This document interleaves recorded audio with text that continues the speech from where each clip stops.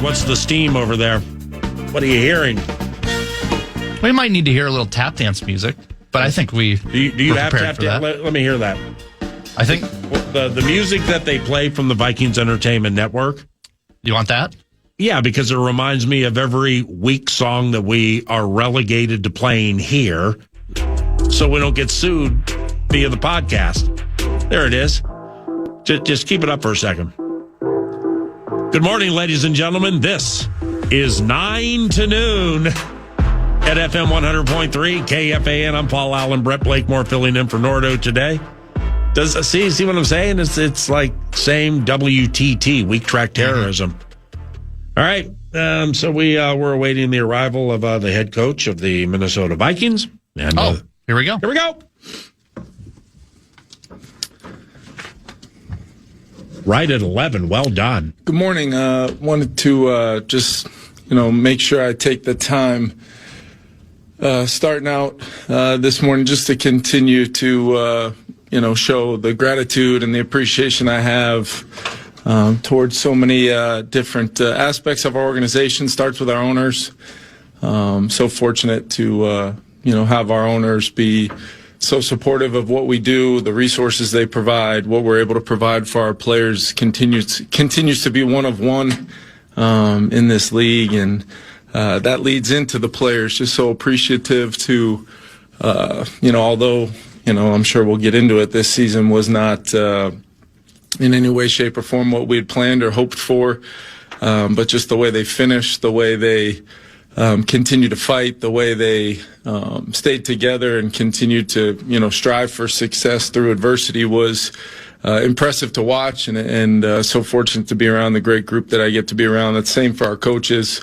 Total compliment to our coaching staff for helping to persevere through what was a difficult season at times, and ultimately finishing the way we did 5-0 down the stretch shows a lot about those guys, and most importantly our players, our staff. Throughout our building we got some of the greatest people in the world supporting what we do, both on the first floor with the players, but also some of the folks that helped put together the Europe trip and help navigate some of the things that we had to navigate throughout the year, travel-wise, and just the people that do their jobs for us at an incredibly high level.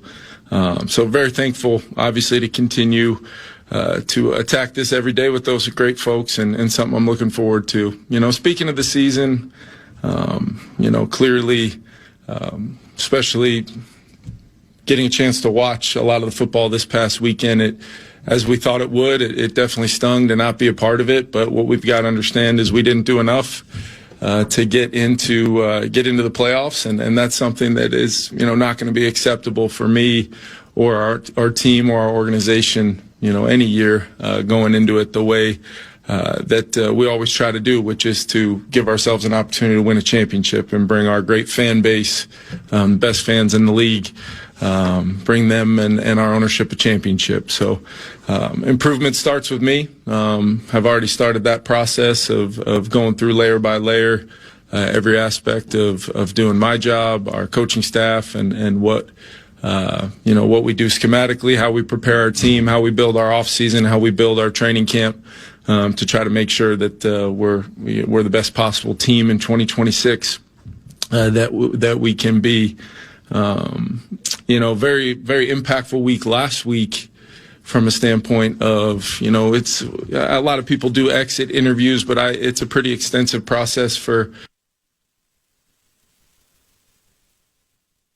me getting, as much time as each individual player wants on our roster, practice squad, all those things. So that normally takes, 2 or 3 days or so. And that's always so impactful for me. And then I do the same thing with our coaching staff. So, it's important to do, and it's a valuable time for me to kind of have a great assessment and hear a lot of feedback, reflection, and ways that, we're all going to press on forward. Regarding our coaching staff, I don't really have any concrete updates or plans at this point, but I did want to make sure today I highlight the career of Mike Pettin.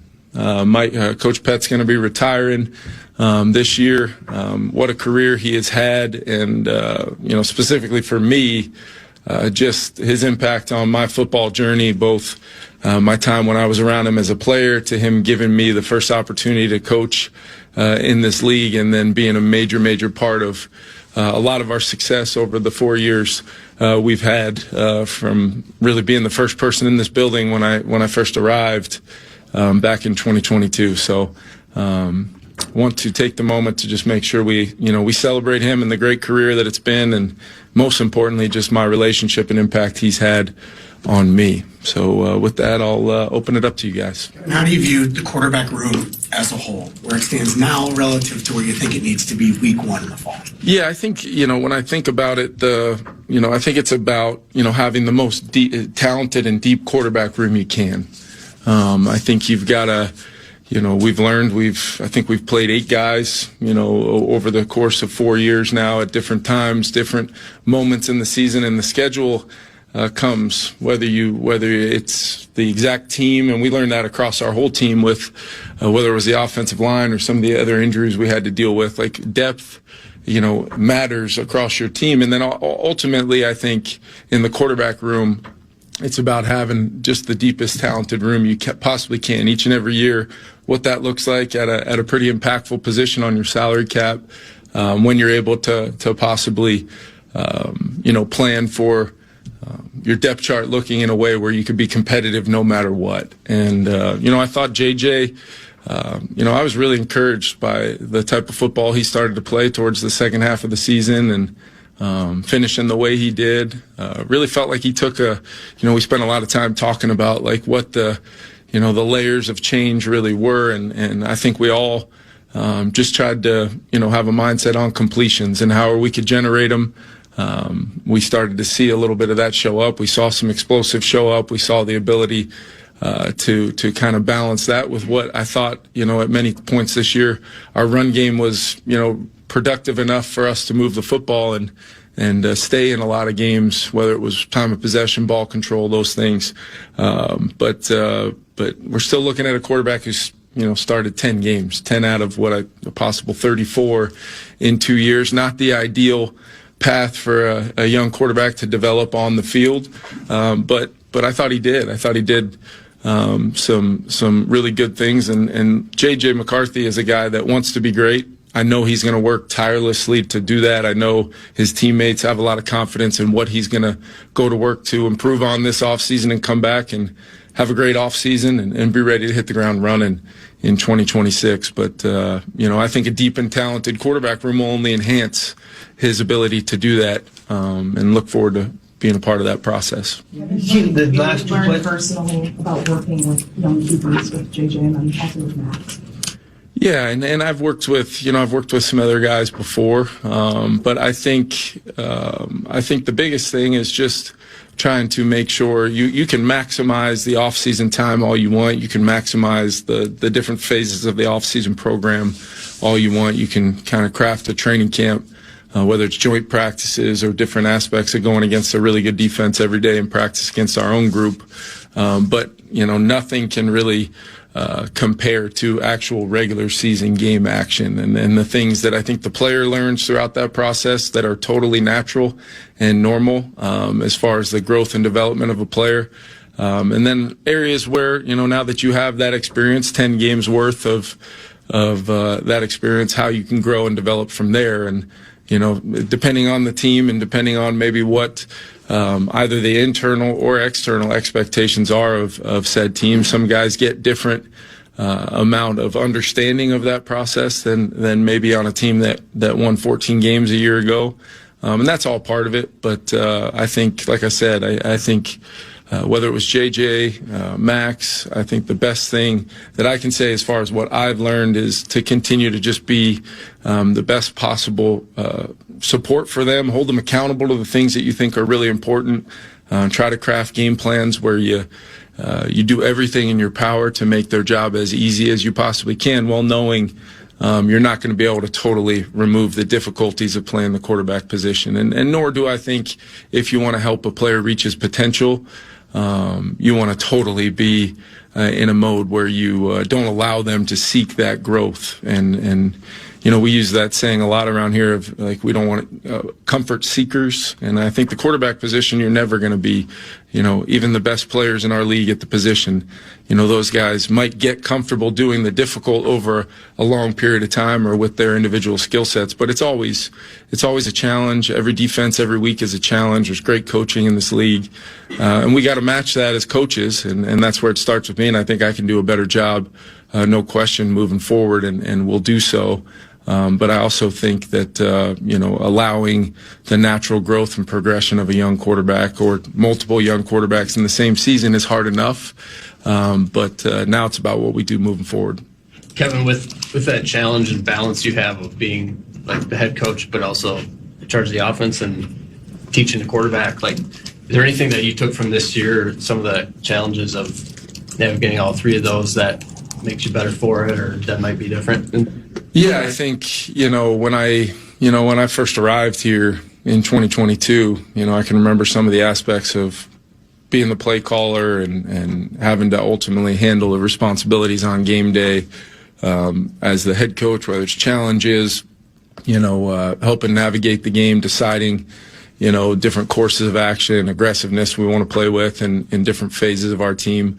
I do think that, it's something that I'm always, seeking to get better at, but also something that, I feel pretty comfortable doing, and having a great staff with some great coordinators around me obviously helps. And then I think the empowerment of players and what we do in our preparation leading into these games, and making sure that we have everybody moving in the right direction, individual players, understanding exactly how they need to play to fit into their side of the ball, and then the three sides of the ball playing complementary to one another. I do think, although it wasn't close to our standard offensively, that we've kind of established here over 3 years, and we know that.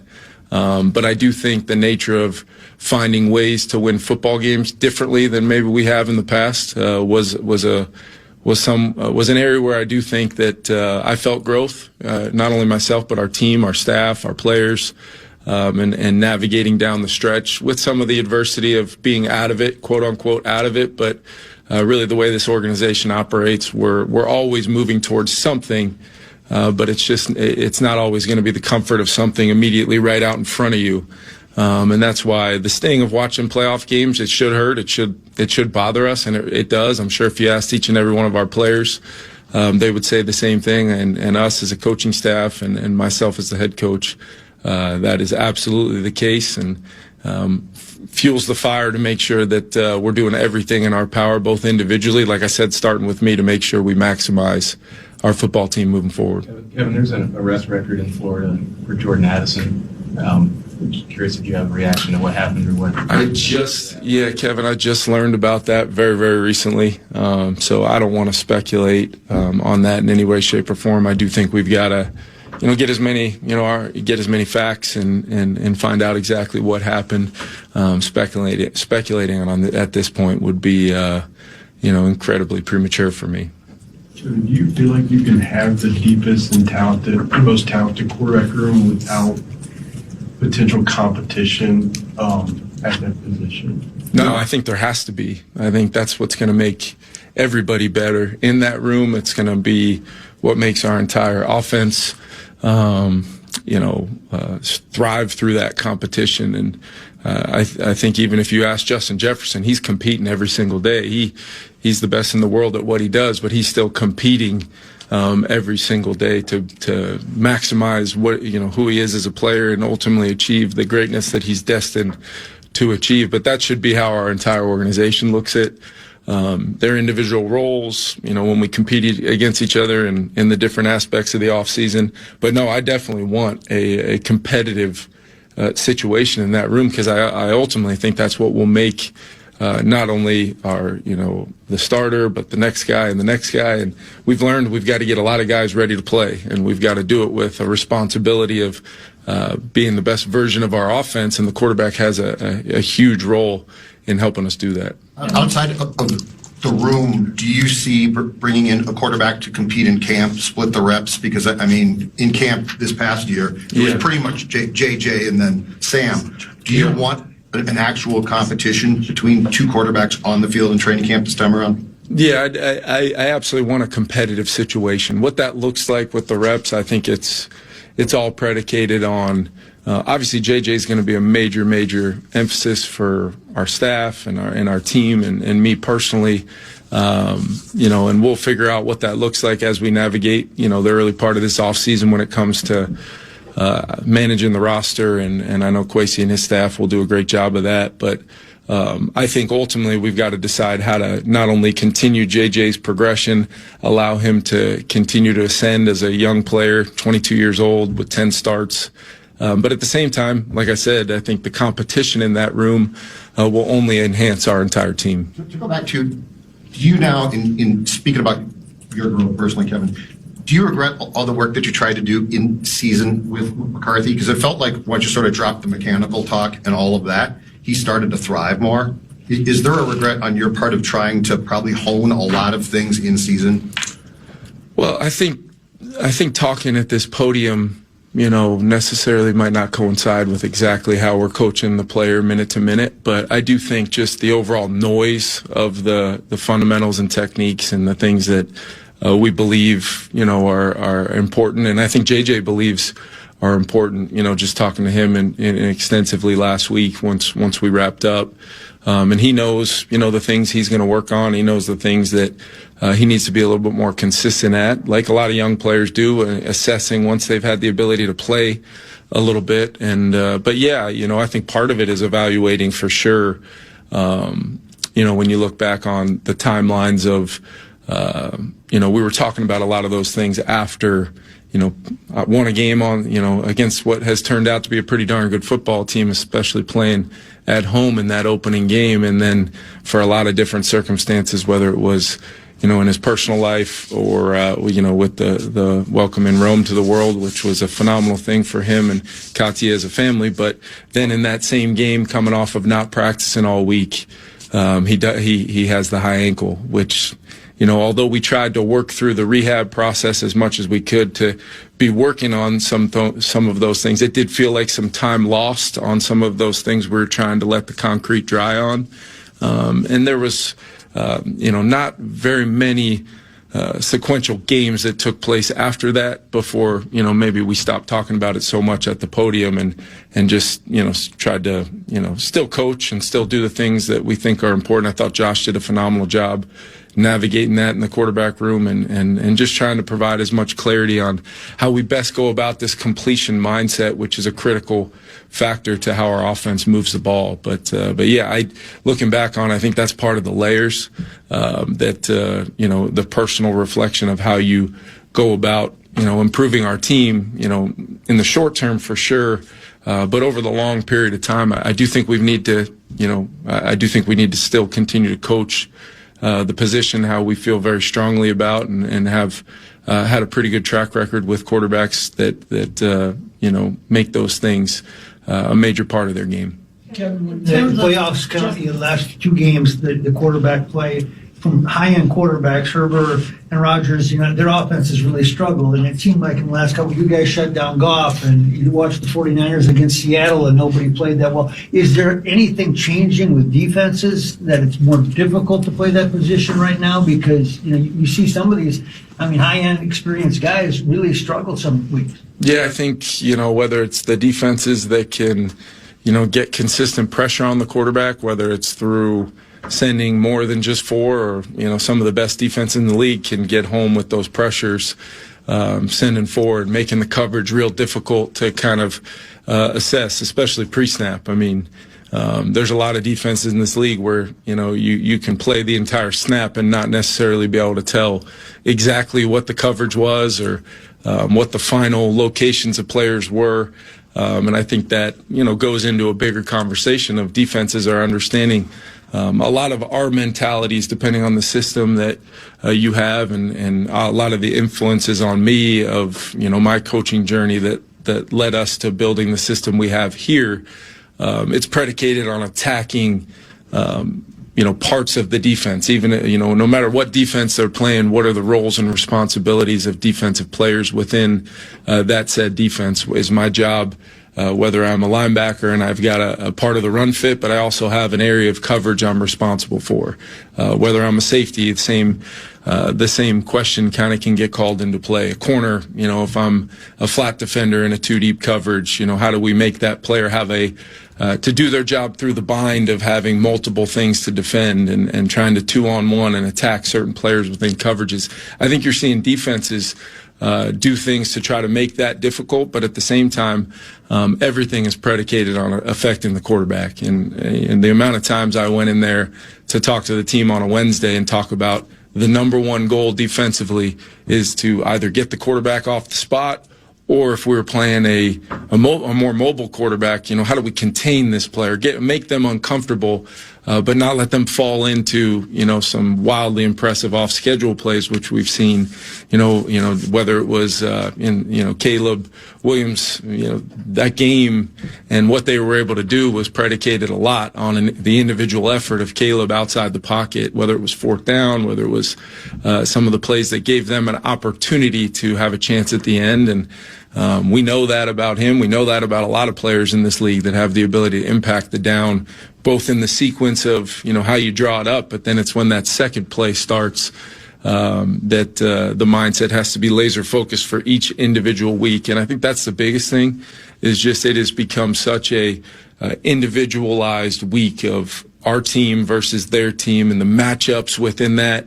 And as you're navigating some things, and every team, there's teams in the playoffs that have navigated injuries, really, really well and done a phenomenal job coaching, players stepping up into roles, the next man up mentality, and the teams that do those things, really well and stay true to who they want to be from a system standpoint, tend to be the ones still playing. And then there's the teams that have been able to stay healthy and find rhythm and success throughout the year and kind of stack that. But it's still, as we're seeing, comes down to playoff football comes down to that individual game and the draw and who you play and the matchups within that, whether it's an individual one-on-one matchup along the front, whether it's a matchup on the perimeter with a receiver and a DB or whatever it is, and the strengths of teams are now known, and the ability of your team to take away some of those strengths and make people play with different pitches is ultimately the best way to describe playoff football. And who does that the best?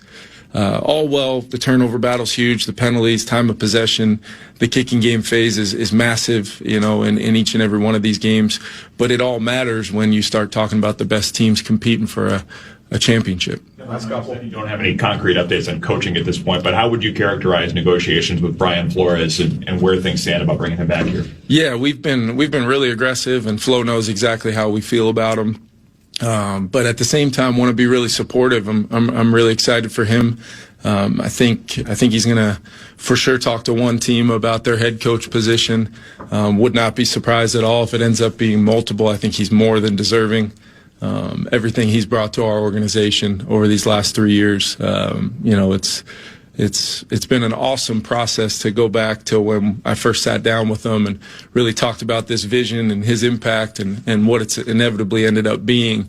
It's been a really positive thing for me. Our relationship is super strong. We're talking, almost every day, and just making sure he knows the intent of where we're at to have him as our defensive coordinator. And he's kept no secrets about his desire to stay here doing that role as well. But I think it's important that he totally commits to going through this process, especially the head coaching process, and put his best foot forward, which I know he will. He's been through it before.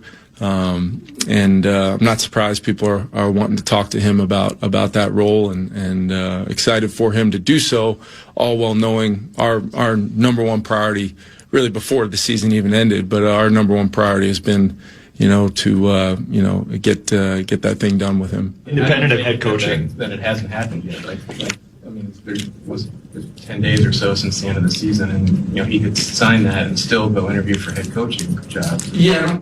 I don't particularly take it any kind of way. I mean, whether it was trying to get something done in training camp, trying to get out in front of kind of this period before people would be able to talk to him about a similar role with their teams. You don't see a lot of players sign in free agency before free agency starts sometimes because they want to know what their market is and they want to be able to totally clarify that. We're very much being aggressive to try to get something done with him, but at the same time want to be respectful and make sure he can go through whatever process, whether it is for a total, clarity and commitment to the head coaching process. But I don't have, based upon my conversations, I think I shared this the last time we were able to speak, was I have a lot of confidence we're going to be able to get something done with him as our defensive coordinator. Last one. With JJ's offseason, do you think he needs anything big mechanically to get to an accuracy spot that you guys want him to be at, or do you think it's just the footwork focus that you've talked about?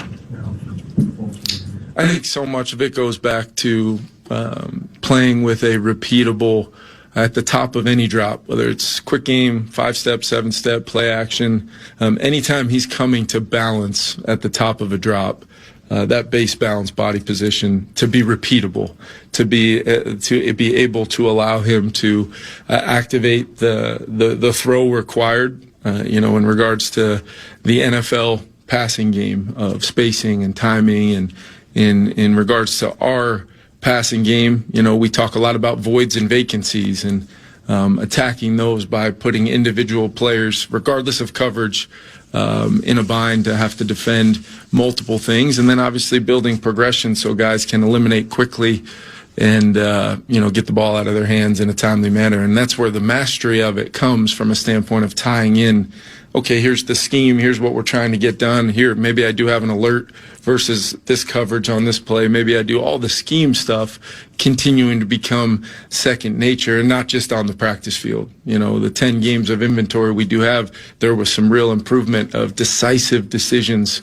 in the rhythm of an NFL snap, which, as we talked about with the pass rush earlier, needs to be something that you're able to process and do quickly, and he showed some real moments of that. In regards to some of the fundamentals and techniques, it's about being able to repeat, the different types of fundamentals and techniques and be consistent with those things so that you're not having to self-correct, as the ball leaves your hand. You're not having to ultimately, try to take a lot of variables that are existing maybe that you can control and eliminate some of those by the consistency of how you do your job. And that's fundamentals and technique, and footwork and things like that are all just a way of getting to that proper base and body position at the top of a drop, and then how you navigate the pocket, how you keep your eyes up through a progression, and ultimately find a completion to generate a positive play, because we all know that they have a negative effect on the defense, whether it's a 5-yard completion or a 60-yard touchdown. They all have an effect, and it's hard to do those jobs consistently if the foundation of playing the position at this level is not there. And I think he grew tremendously throughout the season in kind of learning that feel and why it's important, and now he gets a full off season to stack a lot of days and knowing what it felt like for those 10 games and hit the ground running doing so. Thanks, everyone. We'll play for What'd they say at the end there? Thanks, everyone. And was it Quasey? I'm not sure. Well, they're waiting for the GM now. Oh, but yeah, that was so Quasey is speaking. Yes, he is. All right. What do we do? We might have to. We just wait. What do we do? We got any of that the weak track terrorism, the music? Yeah, we do. Oh, jeez. Let's break. Be right back. All right, let's jump on the Quasey train. He's speaking now, GM, Minnesota Vikings. Get that play style, that ability to win games for, 17 plus games this season. So that's how we focus on our conversations. How do you get there? Obviously the season just ended. So we're focusing on obviously the people that we have in the building first, and how, JJ how he's matured and how he's gone on through the season. You talk about his first 6 games and how they went, but the last 4 games, great increases in completion percentage, touchdown, interception, 4 wins, obviously, and different things like that. Playing up in the pocket, all the different things that we talked about him improving. We're trying to make sure that we set the table for that first, start there, and then kind of use that mindset to kind of fill out the rest of the room. Quasey, Kevin was talking about the balance of supporting Brian Flores if he wants to find a head coaching job, and also being aggressive to keep him. As a GM, if he does go to be a head coach somewhere, personnel-wise would be a challenge for you, don't you think, because of just how unique his style of defense is? Does that present a bigger challenge for you, do you think, in which personnel you'll have to, maybe change the whole defense? There's always, when you bring in a new coordinator, there's always that carryover, possible attrition versus, loss, in a sense. He is and he does have a unique play style, but if you really look down deep, what is flow value, versatility, physicality, the things that matter in a deep, good defensive football, setting edges, tackling, different things like that everybody values. Flow kind of takes those pieces and puts it together in an artwork that's different than most, but the core colors that are part of that painting are a lot of people, share those same things.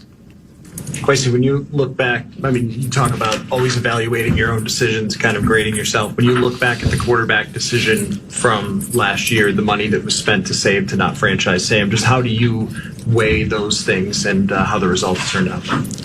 It's been a lot of those nights, obviously. You're up in these decisions and they're uncertain, and you're trying to make sure that you don't lock yourselves into what you did and thinking that it's always right. And so there's those nights that you wake up and stare at the ceiling and ask yourself, but I always go back to the process and what we thought at the time. It's easier to kind of go and be revisionist and results based, but going to really think through what we had at the time. I still understand why we did what we did. The results maybe didn't play out the way we did. We wanted them to, but ultimately, I think that at the end of the day that we could have executed better in certain places. And I don't want to say it individually in terms of a particular player, but just executing better, knowing what the room was, play style wise, experience wise, and just kind of really put together a better combination of people, collective in that group. That's kind of the thing I've probably focused on the most. And then also ultimately understanding how we play and win football games. Again, I'm not going to get into the specific how we group it, but we've won a high clip of games over here since we've been here, when we've gotten a certain level of play, a certain style of explosive plays. These are things we've talked about, but a lot of times points aren't made until something is removed. And then you kind of see the complex system and how when you move that one variable, how that one variable affects other things, and really seeing how when we weren't that explosive, how teams played us and how they kind of got to box a different fight, and when they got to box a different fight, how that impacted our defense and their ability to create turnovers and win games the way we thought we could win. So that was really just a great learning experience that tied into the quarterback discussion, and those are things we'll carry with us going forward. How big was the loss of Jones ultimately to the Colts, Quasi? And was there an overconfidence within this building that he was going to come back because he had signed here after the Giants let him go in November? I don't want to say overconfidence, but I do think him being here was something that we kind of considered and thought would impact his decision. But ultimately, they are free agents, and to your point, learning lessons. I think execution-wise, you have to treat it as such. No matter what the conversation is or relationships are, free agents are free for a reason, and they're allowed to vet all their options. And ultimately, we could have executed better around that. Do you want JJ to be the starter in 2026? I don't know that's, I want the Vikings to achieve our goals. And I think one of those goals is to make playoff runs and do different things like that. I think he's the character and ability to be the person to do that for our organization. If I say that in 2026, that kind of binds us into a certain, area. The way we've set this team up, we built this core to really, like we've always talked about, give ourselves multiple shots at it, because you never know when there's going to be a year where the field's a little bit wide open and you can make that run, and so that's what we're really focused on. Talking about whether it's this year or next year isn't really, my immediate reflection. It's my job to really bring that deep competitive room that we've talked about to the Vikings. Do you think there was a misevaluation in how ready JJ was to be the guy this year? We talk about a lot. And that's a great question. We talk about a lot, the path of young players isn't linear, and you ultimately don't know how the first 4 or 5 games are going to go. And we have obviously a lot of historical studies about what that first few games are going to look like, or that first year could look like, in a sense. And ultimately, that's why we tried to build the team, knowing that those growth pains could come, to be able to overcome them and withstand them in a certain sense. Ultimately, a lot of this job, our GO call it fast eyes, and this isn't a fast eye decision, but in a perfect world, you would have had a full sample. 3 years of watching him play in the NFL before. That's not how this works. And sometimes you have to go on incomplete information. And the information we had was all good, but it was admittedly, incomplete and small sample. So ultimately, we trusted in the information we had. We trusted in our coaches. We trusted in the team around him to do that. And so it's hard to really, when you think about that and then go look back at the season, as I talked about, you saw the improvement at the end. You saw the flashes of the player we thought he could be. So in that sense, I can't say that we were overconfident. Maybe the timing didn't work out with other aspects of our team, whether that be injuries or different things like that. But, ultimately, we're comfortable with where we are, and we're excited about where he can go. Quasi, you mentioned the character and the ability with JJ, but I guess how do you feel about his ability to be consistently available with all the injuries he's had so far? Yeah, that's ultimately something that the story will be written. Availability is a skill, as they say, and you're talking about a player who's incredibly tough, didn't miss games in college, and that was one of the things we talked about. I mean, we went to the people in the building in Michigan. They told us the things he fought through and different things like that, and that's really not different than the player we've gotten here, the type of player that finished the game when he had a knee injury that would take him out for the season. And so ultimately, that is something that's we're more mindful of, given just how it's happened. We're in control. We can control, though. How do we get him right from a mechanical standpoint, from a decision-making standpoint, to kind of protect himself and try to convince him to protect himself? But that mindset of me versus them. I'm going to get this last yard. That's also what the great ones have. So for me to sit here or anybody else to tell him to be a different version of himself, when that's kind of the stuff that we want to be there in the end, it's a delicate balance. But I know that he wants it more than anybody I've ever been around, and he's got an off season where he's going to have time to not rehab an injury. And so we're excited to see what development he takes and really the steps he takes towards being available for us. And that's great, but when the fact that he missed time and missed games with 3 separate injuries, how much do you guys have to get insurance now? Like if you get a backup and he plays and does not play well, JJ's hurt again, that's on you guys more so. So like how important does that backup now become to be a viable starter just in case he goes out in game 2? Yeah, and then that goes to what I was saying earlier, the collective, the deep talented collective root that gives us the ability to be our explosive selves and win games at the clip we want to keep winning.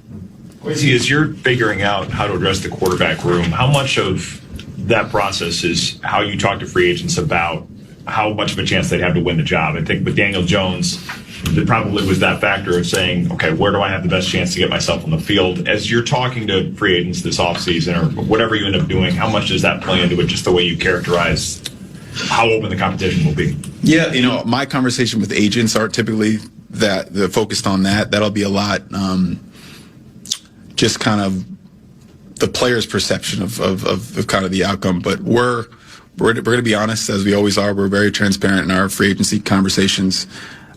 We want to be able to play a certain style of football over 17-plus games, and we're going to create a competitive environment. It's my job to bring in a group of people to do that. It's Kevin's job to decide who comes out, splits the reps, all those different things. That'll be Kevin's job, and at the time they're allowed to talk to us, we can talk to the player about that. But for the most part, we'll focus on the opportunity the Vikings provide, the teammates around them, the great resources we have here, and we'll leave it to that. From a team building perspective, when you look at Christian Darrisaw, to what extent are you confident or concerned about whether he can become that every down 17 game a year guy again following this injury? Yeah, he's a year removed from that injury, so time is on our side in terms of kind of getting away from that injury point, another year of rehab, strengthening, and different things like that. But obviously, at all parts of our team, we've seen how important he has been to our play. And so when we're addressing things in the draft or for agency, we have to be mindful of that. And I don't want to say insurance, but we're always trying to have a roster, aspirationally as a GM,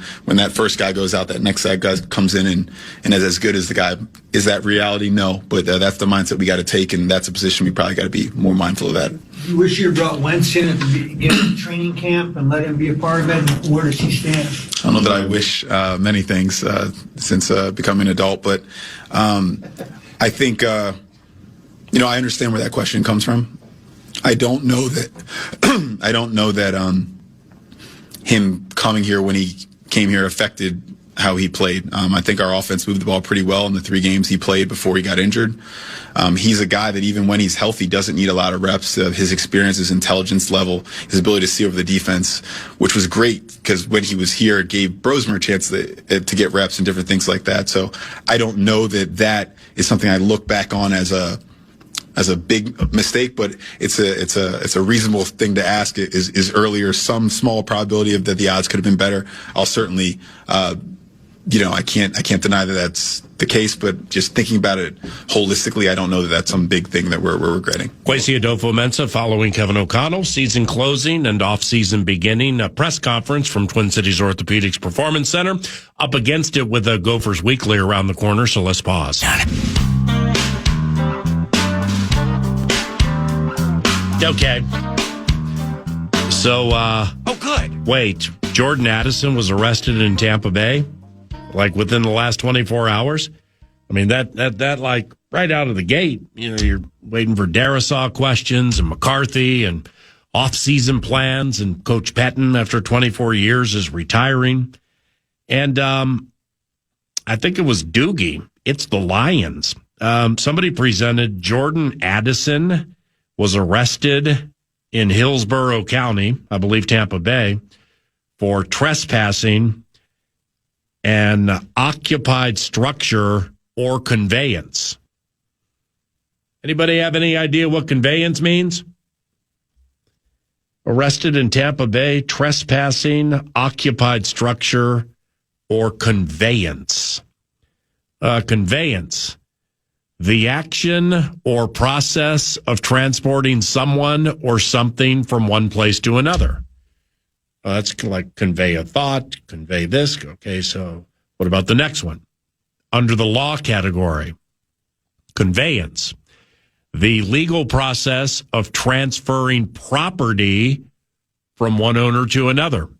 For instance, protective measures that might be taken before the conveyance is concluded. End quote. The bond's $500. That's like $50. Damn, man. And he's wearing orange. 25 with a Nizzo, nowhere to Gizzo. He knows. He's there's a mugshot. All right. Well, that stray of inadequacy was caught out of nowhere as Kevin O'Connell was addressing his form of the 7 stages of gridiron grief for everybody to hear via a press conference that just came to a conclusion. There still is shock. There still is shock. Reichert kicking it to the east side of U.S. Bank Stadium. Boom. A shorter kick by design. Duvernay from his own 3. Heads right. 5, 10, 15, 20. Gets a nice block from Blackwell. Eric Wilson trying to run him down with Will Reichert. And Josh Blackwell make that Devin Duvernay out of bounds deep in Vikings territory. Devin Duvernay with a cold-blooded return of 57 yards. Yeah, and that was it. For all intents and purposes. All right. Gophers Weekly with head coach Nico Medved is next. Game day 2.